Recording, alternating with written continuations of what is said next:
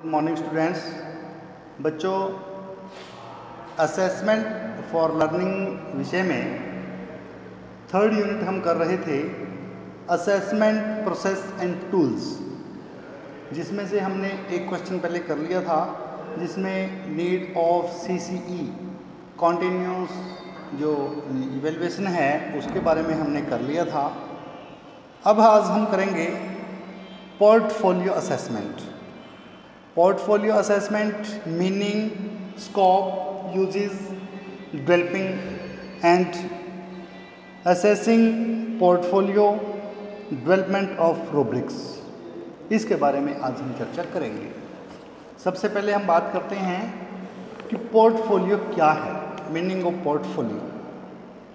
Portfolio एक ऐसा साधन है जिसमें छात्रों द्वारा किए जाने वाले कार्य को इकट्ठा करके रखा जाता है। यानी बड़े शॉर्ट से मीनिंग में यदि मैं कहूँ, पोर्टफोलियो से भाव है जानकारी का संग्रह करना, जानकारियों को इकट्ठा करना। जो भी विद्यार्थियों से जानकारियाँ प्राप्त होती हैं, जो विद्यार्थी के संबंध में जानकारियाँ प्राप्त होती हैं, उन जानकारियों को इकट्ठा करना पोर्टफोलियो होता है, जिसमें शिक्षक व छात्र दोनों ही शिक्षण प्रक्रिया के विकास, प्रभाव व परिणामों की समय समय पर जांच कर सकते हैं। यह एक ऐसा महत्वपूर्ण साधन है क्योंकि यह छात्रों के क्रमिक विकास की जांच करता है। इसमें छात्रों का जो पूरा डेटा है वो क्रम वाइज एक सीक्वेंस में रखा जाता है और शिक्षण प्रक्रिया की जांच में सहायक होता है।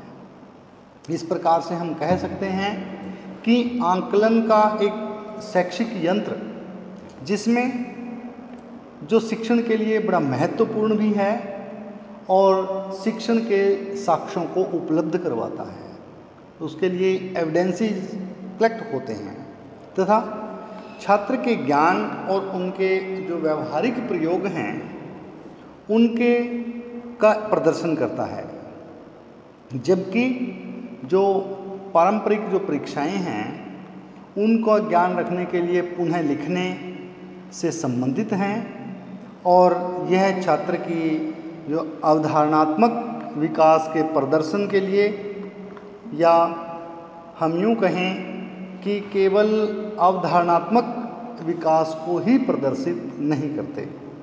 हालांकि जो पारंपरिक जो परीक्षाएं हैं वो उनके अपने उद्देश्य होते हैं और उन्हें भी पोर्टफोलियो में शामिल किया जा सकता है। लेकिन सामान्यतः पोर्टफोलियो की जो संकल्पना है, पोर्टफोलियो के जो उसके अनुसार पोर्टफोलियो एक सार्वजनिक दस्तावेज है जिसे विद्यार्थी, अभिभावक, शिक्षक समूह के सदस्य या कोई भी किसी भी समय देखकर पोर्टफोलियो से आंकलन से विद्यार्थी की रुचि, विद्यार्थी के विचार, कार्यक्षमता, अभिक्षमता आदि का पता पोर्टफोलियो से लगा सकता है। इस प्रकार से जो भी अधिगम करता है या स्वयं विद्यार्थी है वो स्वयं भी अपने पोर्टफोलियो का आंकलन कर सकते हैं। पोर्टफोलियो का आंकलन और शिक्षक को कक्षा में निर्देश, उनकी गति व शिक्षा निर्धारित करने में सहायक हो सकते हैं, क्योंकि पोर्टफोलियो के माध्यम से ही शिक्षकों को ये जानकारी प्राप्त होती है कि उन्होंने किस दिशा में निर्देशन दिया है और कितना निर्देशन उनका सफल रहा है।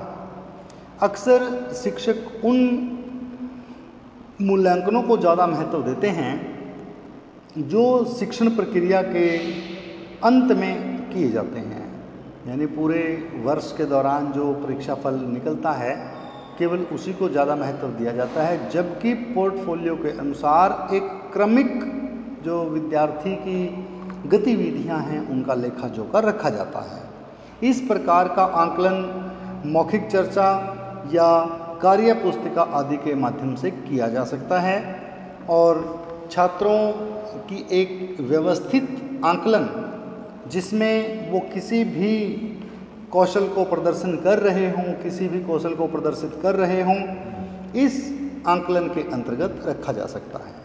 इस प्रकार के आंकलन की नई शिक्षा वस्तु या नई विषय वस्तु के शिक्षण में गति व अवधि को निश्चित करने के लिए आवश्यक है, क्योंकि पोर्टफोलियो ही है जिससे हमें या विद्यार्थियों के परीक्षा परिणामों, विद्यार्थियों के मूल्यांकन, विद्यार्थियों को समय समय पर ऑब्जर्वेशन का जो शेड्यूल, ऑब्जर्वेशन की जो लेखा जोखा रखा जाता है, उसके आधार पर ही पता चल जाता है कि विद्यार्थी किस दिशा में बढ़ रहा है, विद्यार्थी किस दिशा में कमज़ोर हो रहा है।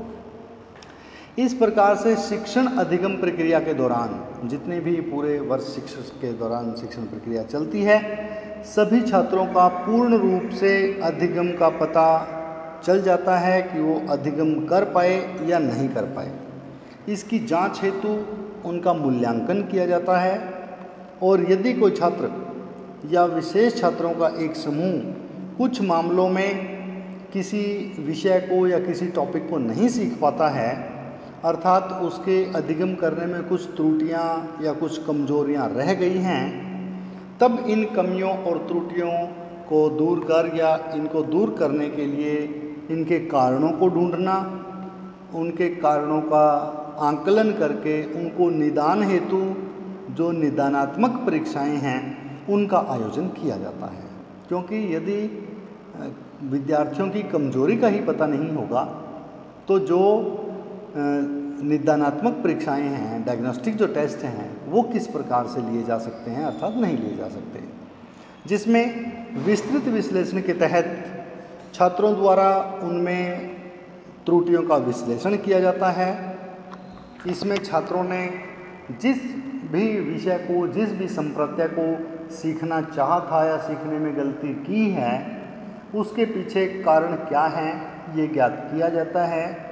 इस प्रकार के छात्रों के अधिगम संबंधी कठिनाइयों और उनकी त्रुटियों का ज्ञान प्राप्त करने के पश्चात उनके कारणों को खोजा जाता है, उनके कारणों की जांच की जाती है, और जांच करने के बाद उन त्रुटि या उन विशेष कारणों का विश्लेषण किया जाता है।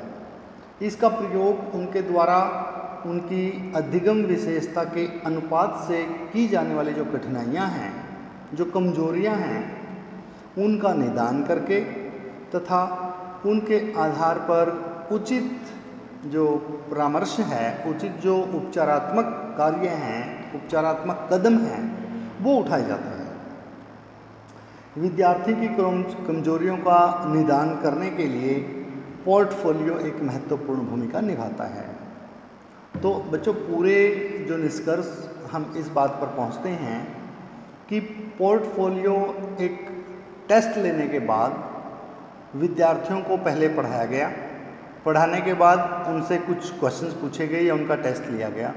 उस टेस्ट में जो विद्यार्थी कमज़ोर हुए हैं या जिन विद्यार्थियों ने सीख लिया है, उन सभी जानकारियों का संग्रह करना, और जो विद्यार्थी नहीं सीख पाए हैं, जो विद्यार्थी कमज़ोर रह गए हैं, उसमें कुछ कमियां रह गई हैं, उन कमियों के कारणों को ढूंढने में पोर्टफोलियो हमारी मदद करता है।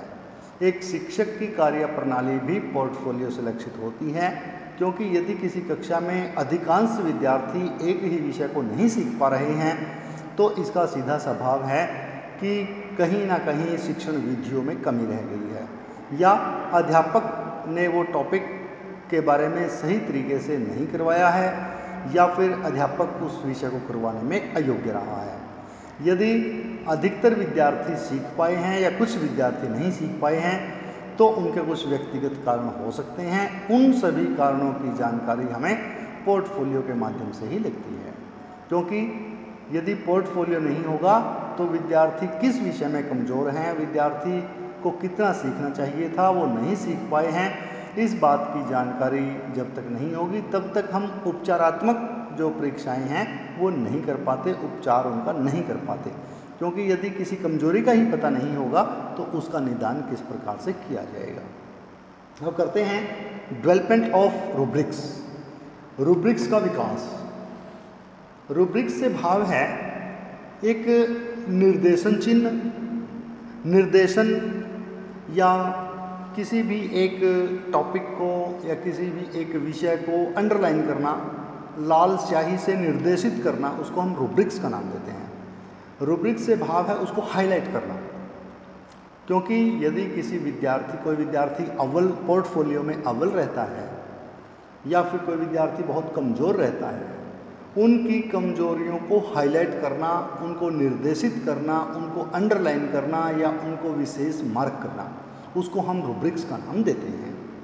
यानी रूब्रिक्स का सही अर्थ है, रूब्रिक्स का भाव है आकलन मानकों की एक ऐसी ग्रिड जिसमें छात्र का आकलन सुनिश्चित व स्पष्ट रूप से तय किया जाए।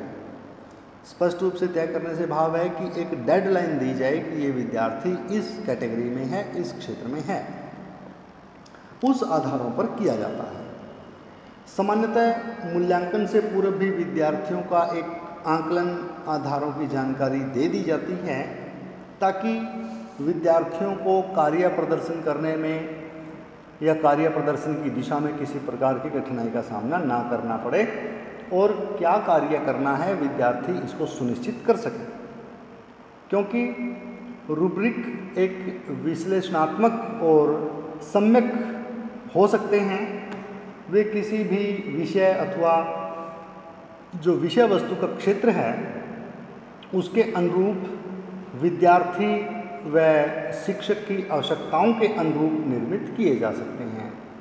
रूब्रिक्स में पहले विद्यार्थियों को कोई एक टॉपिक, कोई एक विषय दे दिया जाता है कि जिनसे क्वेश्चंस पूछे जाएंगे ताकि विद्यार्थी उसके लिए सही प्रिपेयर हों, विद्यार्थी उसके लिए तैयार हो जाएं।